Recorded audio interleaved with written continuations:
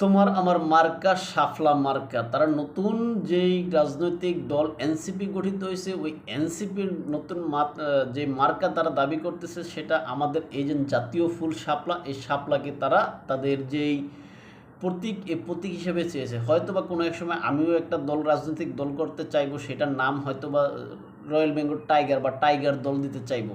এখন তখন কি হয়তো নির্বাচন কমিশন থেকে বলা হবে যে এটা তো আমাদের জাতীয় একটা পশুর নাম, সুতরাং এই নাম আপনি দিতে পারবেন না। এখন এই মুহূর্তে যেন তারা শাপলা চাচ্ছে, এখন হয়তো বা তাদেরকে শাপলা দেওয়া হবে। আসলে সময় এবং পরিস্থিতি সব কিছু অনুকূলে থাকলে সবই সম্ভব।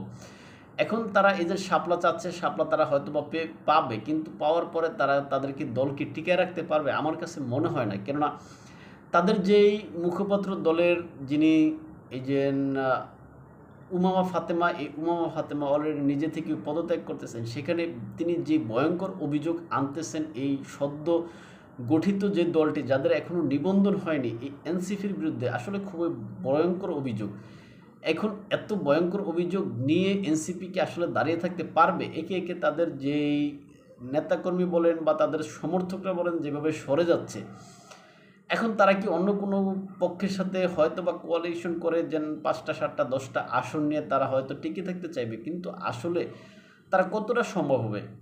বাংলাদেশের রাজনীতিতে দীর্ঘকাল টিকে থাকা আওয়ামী লীগ, বিএনপি বা জাতীয় পার্টি, এরা আসলে টিকে থাকা মাটি কামড়িয়ে থাকা। সুতরাং এই সমস্ত দলগুলো আপনি যতই ভাঙ্গার বা শেষ করে দেওয়ার চেষ্টা করেন, এরা শেষ হবে না। এদের মানে এই সমস্ত দলগুলোর শিকড় বা মূল মাটির অনেক গভীরে বা দেশের অনেক গভীরে। সুতরাং এই সমস্ত দলগুলা এত কিছু করে, তারপরও দেশের মানুষের অনেক সময় রোষানলে পড়ে। সেই সেম বর্তমানে আওয়ামী লীগ যেরকম মানুষের রোষানলে পড়েছে, বা আওয়ামী লীগের প্রধান হিসেবে শেখ হাসিনাকে দেশ ত্যাগ করতে হয়েছে, সেম বিএনপি একটা নির্বাচন দিয়েছিল ১৯৯৬ সালের ১৫ই ফেব্রুয়ারি। সেই নির্বাচনে বিএনপিকে সরে যেতে হয়েছে।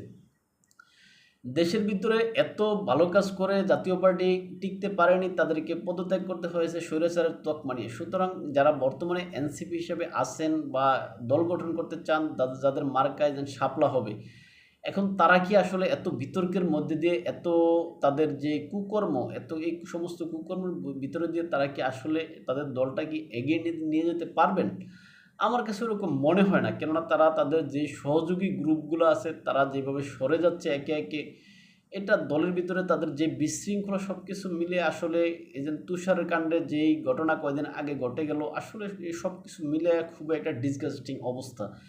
সুতরাং এই দলের ভবিষ্যৎ আসলে মনে হয় ভালো না। সুতরাং তারা এখন আছে অর্থ কামানোর ধান্দায়, যে যেমনি পারে যেভাবে পারে রাষ্ট্রের ক্ষতি করে অর্থ কামানোর প্রচেষ্টায় তারা লিপ্ত। হয়তো দু একজন ব্যতিক্রম থাকতে পারে, সেটা আলাদা হিসাব। তবে এই দলের ক্রমান্বয়ে খারাপ দিকে যাচ্ছে। তাই ভালো থাকবেন, দেখাবো অন্য কোনো ভিডিওতে অন্য কোনো বিষয়ে। আর আমাদেরকে ফলো করতে চাইলে ফেসবুক এবং ইউটিউবে এনায়েত হোসেন স্বপ্নচারের কথা নামে, ইনস্টাগ্রাম ও টিকটকে এনায়েত হোসেন নামে। আসসালামু আলাইকুম।